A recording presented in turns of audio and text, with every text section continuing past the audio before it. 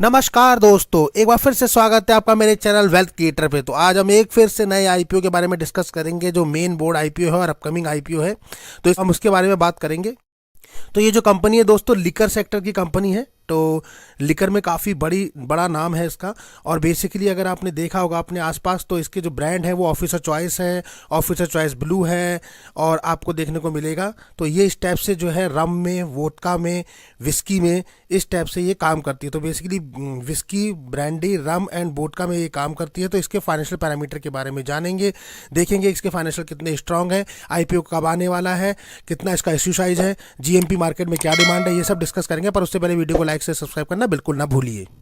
तो दोस्तों हम बात कर रहे हैं allied blender and distillery IPO की, जो कि जल्दी आने वाला है दोस्तों। तो इस आईपीओ को अगर हम बात करें तो ये इनकॉर्पोरेट हुई थी कंपनी 2008 में। Allied blender and distillery is a Indian made जो है लिकर कंपनी है, जो कि इंडिया की कंपनी है जो लिकर बनाती है। The company offer 4 Indian made foreign liquor category. इसकी मेन 4 कैटेगरी है अगर आप देखेंगे, और इन 4 कैटेगरी में ये whisky, brandy, rum and vodka in 4 segment में काम करती है।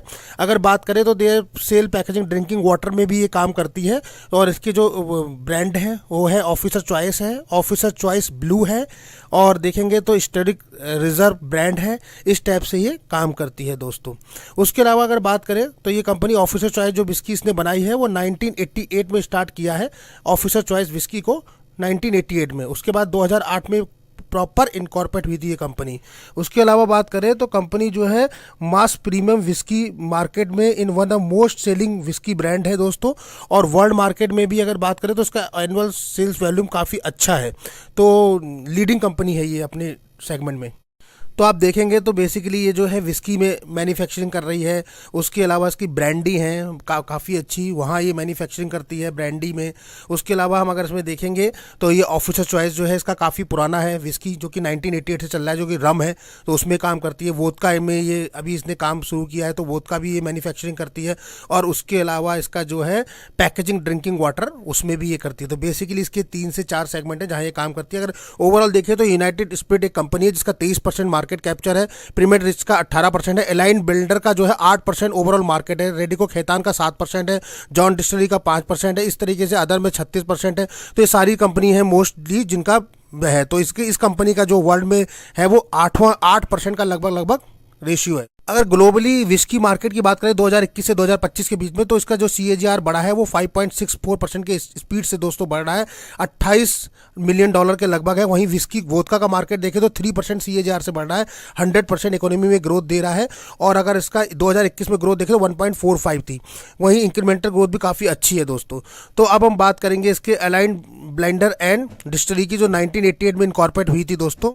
तो दोस्तों 1988 में introduction for the officer choice whisky brand के रूप में ये आया था। उसके बाद 2011 में ABD add and existing new brand इसने लॉन्च किया था, जो कि रॉगर क्रेटिंग एंड मार्किंग था रम कैटेगरी का। उसके बाद ये 2011 में फिर से लेकर आई थी ऑफिसर चॉइस ब्लू के नाम से।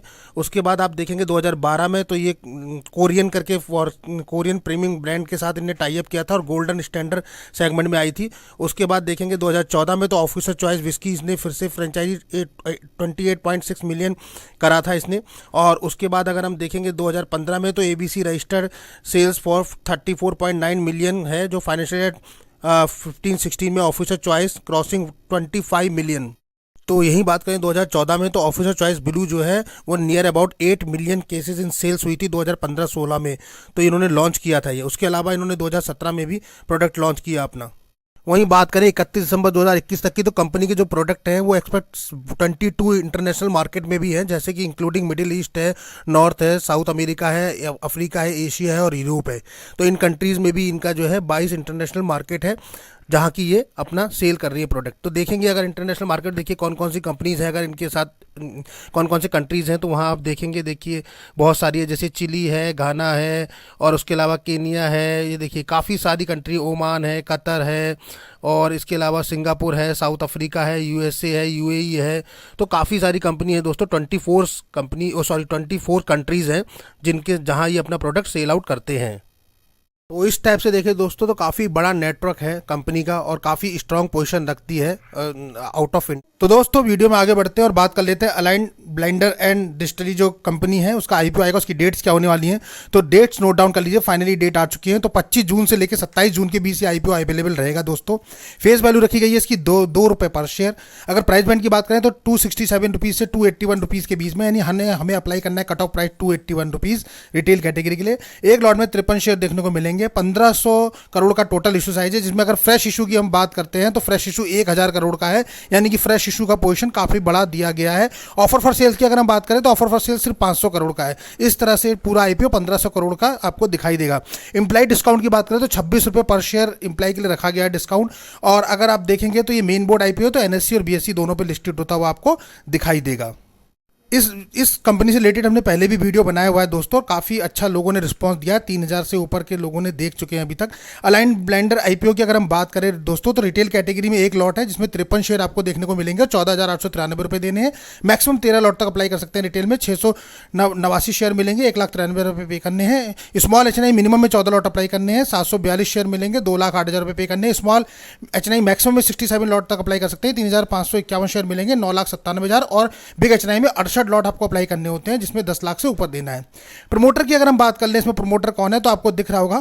प्रमोटर्स की अगर इसमें बात करें तो इसमें आपको दिखेंगे किशोर राजाराम छाबरा जी, बीना किशोर छाबरा जी, रेशम छाबरा जी, जितेंद्र हेमदेव, बीना छाबरा इंटरप्राइजेज प्राइवेट लिमिटेड दिखेंगे, बीकेसी इंटरप्राइजेज प्राइवेट लिमिटेड दिखाई देगा, ओरिएंटल रेडियो प्राइवेट लिमिटेड है और officer choice spirit private limited करके आपको दिखाई देगा।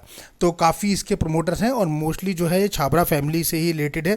अगर होल्डिंग की बात करें तो शेयर होल्डिंग पैटर्न की बात करें तो प्री इशू इस आईपीओ से जो है 96.21 है और इस आईपीओ के आने के बाद 80.91% के लगभग रह जाएगा। तो कुल मिला के 15, 15.5, 16% के लगभग रफली आप मान सकते हैं कि इक्विटी जो है डाइल्यूट हो जाएगी थ्रू दिस आईपीओ। तो इस आईपीओ के थ्रू जो है 16% की इक्विटी डाइल्यूट होगी और 96% का लगभग इन पर पहले है, यानी कि 4% की इक्विटी पहले भी डाइल्यूट हो चुकी है इस आईपीओ के आने से पहले। तो कुल मिला के इस आईपीओ के थ्रू 16% इक्विटी कंपनी डाइल्यूट कर रही है। लेकिन अच्छी बात यह है कि फ्रेश इशू का पोर्शन 1000 करोड़ का है, यानी कि वो कंपनी की ग्रोथ में पैसा काम आने वाला है। फाइनेंशियल पैरामीटर की बात कर ले दोस्तों, जो कि सबसे इंपॉर्टेंट पैरामीटर है। तो फाइनेंशियल 3 साल के पैरामीटर देखेंगे, 21, 22 और 23 के। और एक इन्होंने जो कंपनी ने थर्ड क्वार्टर का 31 दिसंबर 2023 तक का दे रखा है उसको भी अपडेट लेंगे।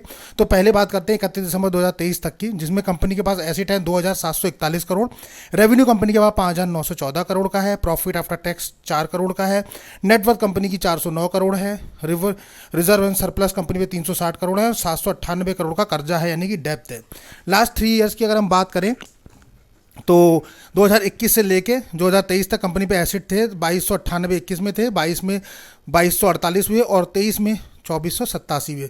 तो कोई खास आपको बहुत अच्छी ग्रोथ नहीं दिखाई दी, ऑन एन एवरेज ग्रोथ है। तो मतलब बहुत ज़्यादा ग्रोथ एसेट में नज़र नहीं आई पिछले 3 सालों में। रेवेन्यू पीस की बात करें तो वहाँ भी सेम पैटर्न दिखाई दे रहा है दोस्तों। 6397 करोड़ का रेवेन्यू था 21 में, 7208 करोड़ का हुआ 22 में और 7116 करोड़ का हुआ 23 में। तो वो भी जिगजैग परफॉर्मेंस रही है और बहुत अच्छा परफॉर्मेंस नहीं है, ये भी एवरेज परफॉर्मेंस दिया है। प्रॉफिट आफ्टर टैक्स की बात करें तो यहाँ आपको 2 करोड़ के लगभग का दिखेगा, 2.5 करोड़ के लगभग का 21 में, 22 में 1 करोड़ 48 लाख और 23 में 1 करोड़ 60 लाख। यानी अगर हम प्रॉफिट की बात करें तो profit after tax decreasing trend में ही आपको दिखाई दे रहा है। तो यहाँ भी कंपनी ने अच्छा परफॉर्म नहीं किया है। बात करें नेटवर्थ की तो कंपनी का नेटवर्थ 381 करोड़ था 21 में, 22 में बढ़ के हो गया 404 करोड़, 23 में बढ़ के हो गया 406 करोड़ और अभी 409 करोड़। यानी यहाँ थोड़ा सा कंपनी ने जो है ग्रोथ दिखाई है, लेकिन स्लो ग्रोथ कह सकते हैं आपकी, स्लो ग्रोथ दिख रही है। पर यह है कि जिगजैग परफॉर्मेंस नहीं है, धीरे धीरे ग्रोथ हो रही है। रिजर्व और सरप्लस की बात करें तो वहाँ आपको 327 करोड़ दिखेंगे 21 में, 22 में हो गए 356 करोड़, 23 में हो गए 357 करोड़ और अभी 360 करोड़। यहाँ भी आपको जो है स्लो ग्रोथ नजर आएगी, पर ग्रोथ पैटर्न में चल रहा है, पर बहुत अच्छी ग्रोथ नहीं कह सकते हैं। तो आप एवरेज परफॉर्मेंस बोल सकते हैं। बोरिंग की बात करें, अगर डेप्थ कर्जा कितना है कंपनी पे तो 954 करोड़ था 21 में, 22 में घट के हो गया 846 करोड़, 23 में घट के हो गया 780 करोड़। तो कह सकते हैं कि कर्जे में company year by year decreasing trend में जा रही है और अपने डेप्थ को रिड्यूस कर रही है। लेकिन फिर भी डेप्थ रिड्यूस करने पर भी रेड फ्लैग बना हुआ है, क्योंकि डेप्थ जो है वो काफ़ी ज़्यादा है। और कंपनी की अगर हम बात करें बोरिंग की तो आप देख रहे होंगे कि कंपनी पे जो बोरिंग दिखा रहा है उधारी वो 798 करोड़ है, जबकि रिजर्व और सरप्लस की बात करें तो 360 करोड़ है, यानी आधा ही है बोरिंग का। तो अगर उसको रिजर्व सरप्लस भी पूरा कर दे तब भी कंपनी का बोरिंग खत्म नहीं हो सकता। तो बोरिंग एक बड़ा कंसर्न है। बाकी एसेट की बात करें, रेवेन्यू की बात करें, प्रॉफिट आफ्टर टैक्स की बात करें, ये सारे एवरेज परफॉर्मेंस पे चल रहे हैं। प्रॉफिट आफ्टर टैक्स थोड़ा कंसर्न एरिया बना हुआ है। नेटवर्थ और रिजर्व सरप्लस जो है स्लो ग्रोथ ट्रेंड में चल रहा है। तो हम इन फाइनेंशियल पैरामीटर को एवरेज की श्रेणी में रखेंगे कि एवरेज फाइनेंशियल पैरामीटर है इस कंपनी के। बात कर ले मार्केट कैपिटलाइजेशन की, तो इसका 7,860 करोड़ के लगभग का है। आरओई बहुत ही देखिए कम है, 1.03 है, यानी बहुत ही लोवेस्ट है, 15 से नीचे लोवेस्ट होता है। ROC return of capital employed काफ़ी अच्छा है, 24% के लगभग दिख रहा है, काफ़ी गुड है। डेप्ट टू इक्विटी अगेन कंसर्न है, रेड फ्लैग इंडिकेट कर रहा है, 1.88 है, 1 से नीचे होना चाहिए हमेशा डेप्ट टू इक्विटी। अगर 1 से ऊपर है यहाँ तो 2 के लगभग जा रहा है, तो वेरी हाई है और रेड फ्लैग इंडिकेट कर रहा है। RONW रिटर्न ऑफ नेटवर्थ की बात करें तो वो भी 1% सिर्फ दिख रही है, यानी ये भी बहुत लो है, मिनिमम कम से कम 10% से ऊपर होनी चाहिए। ईपीएस की बात करें तो 0.07 है प्री इश्यूएंस और बाद में 0.2 हो जाएगा। पी रेशियो की देखिए 4,284 के लगभग है और इस आईपीओ के आने के बाद 1,393 हो जाएगा। तो अभी जो पी है वो वेरी हाई है, यानी कंपनी ने जो वैल्यूएशन डिमांड करी है वो बहुत ही हाई डिमांड करी है। आप देख सकते हैं 4,284 पी होना कितना हैवी हो रहा है।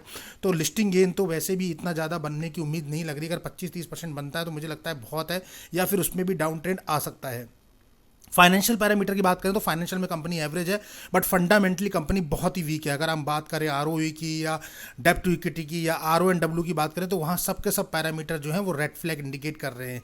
स्पेशली डेप्ट टू इक्विटी भी काफ़ी हाई रिस्क कैटेगरी में दिखाई दे रहा है। तो फंडामेंटली कंपनी काफ़ी वीक है। दोस्तों अब बात कर लेते हैं ग्रे मार्केट प्रीमियम की। ग्रे मार्केट प्रीमियम में क्या डिमांड बनी हुई है। तो जीएमपी मार्केट में जब हम देखेंगे तो इसकी डिमांड जो है वो काफ़ी अच्छी दिख रही है। उस हिसाब से अलाइन की अगर बात करें तो 281 रुपये प्राइस बैंड रखा गया है, 69 रुपीज़ पे जीएमपी ट्रेड कर रहा है, यानी आज की डेट में तकरीबन 25% का लिस्टिंग गेन दिखा रहा है, जो कि मुझे लगता है कि काफ़ी अच्छा है। जिस हिसाब से वैल्यूएशन कंपनी ने दी काफ़ी आई, उसके हिसाब से काफ़ी अच्छा ट्रेड कर रहा है। 4 की फायर रेटिंग है, 1500 करोड़ का इशू साइज है, 53 शेयर एक लॉट में मिलने वाले हैं। 25 जून याद रखिएगा, 25 जून को ओपन होगा, 27 को क्लोज हो जाएगा, 28 को आपको अलॉटमेंट दिखेंगे और 2 जुलाई को लिस्टेड होता हुआ दिखेगा NSE और BSE पे। सो अभी नाउ बात कर लेते हैं, नाउ लिस्टिंग गेन कितना होने वाला है हमें पर लॉट। सबसे इंपॉर्टेंट पॉइंट इज दिस कि लिस्टिंग गेन पर लॉट पे कितना बन रहा है आज की डेट में। जब तक वीडियो शूट हो रहा है तब तक अगर हम जीएमपी डिमांड की बात करें तो जीएमपी डिमांड 25% के लगभग ट्रेड कर रही है, यानी एक लॉट पे 3,657 रुपये बनते हुए दिख रहे हैं। उसमें अगर हम बात करें तो 69 रुपीज़ जीएमपी चल रही है और 53 शेयर्स हैं, तो 69 इंटू 53 लगभग 3,657 रुपये, यानी 15,000 रुपये इन्वेस्टमेंट पे आपको 3,657 रुपये ऐड होके मिल रहे हैं आज की डेट में। अगर ये आईपीओ ओपन होता है या लिस्ट होता है तो यानी कि 18,657 रुपये आपके इन्वेस्टमेंट पे बन रहे हैं। तो कुल मिला के कह सकते हैं कि काफ़ी अच्छा लिस्टिंग गेन है। नो डाउट हमारे क्राइटेरिया को मैच नहीं करता है, लेकिन फिर भी काफ़ी अच्छा है। तो मुझे लगता है कि अभी लिस्टिंग गेन जो है मे भी शायद इंक्रीज़ करे या डिक्रीज़ करे, वो तो टाइम के ऊपर डिपेंड करता है। लेकिन मुझे लगता है कि अभी हमें वेट और वॉच करना चाहिए और देखना चाहिए। कंपनी के जो फाइनेंशियल हैं वो बहुत स्ट्रॉन्ग इंडिकेशन नहीं दे रहे हैं, फंडामेंटली भी कंपनी काफ़ी वीक है, बट मुझे लगता है फिर भी लिस्टिंग गेन के लिए बहुत सारे लोग अप्लाई करेंगे। लॉन्ग टर्म के लिए भी कंपनी अच्छी है, पर कंपनी अगर अपने बोरिंग्स को कम करती है, बोरिंग पे काम करती है, अपने एसिड पे, रेवेन्यू पीस पे काम करती है, प्रॉफिट आफ्टर टैक्स पे काम करती है, डेफिनेटली कंपनी अच्छी जाएगी। पर अभी के लिए मुझे लगता है हमें वेट और वॉच करना चाहिए और डे 1 के सब्सक्रिप्शन स्टेटस के बाद ही कुछ भी डिसाइड करना चाहिए कि हमें इसमें अप्लाई करना है या नहीं करना है। पर नो डाउट ये ऐसी कंपनी है जो कभी बंद नहीं होगी। आपको भी पता है कि लीकर की कंपनी जब होती है तो वो कभी भी ऐसा नहीं होता कि बंद हो जाए। हाँ, नफ़ा और नुकसान में जरूर चलती हैं, लेकिन ये है कि लॉन्ग टर्म में प्रॉफिट दे सकती हैं। तो मुझे ऐसा लगता है, पर यहाँ कोई भी आपको बाय और सेल का रिकमेंडेशन नहीं दिया जा रहा है, कोई भी अप्लाई करने का रिकमेंडेशन नहीं है। ये वीडियो सिर्फ नॉलेज पर्पज से बनाया गया है, जहाँ हम आपको नॉलेज प्रोवाइड कराते हैं और बताते हैं कि क्या करना है। पूरा रिस्क आपका, आपको खुद का डिसीजन लेना है। तो दोस्तों अगर वीडियो पसंद आए तो उसको लाइक से सब्सक्राइब करना बिल्कुल ना भूलिए। मिलते हैं अपने नेक्स्ट वीडियो में, तब तक के लिए नमस्कार।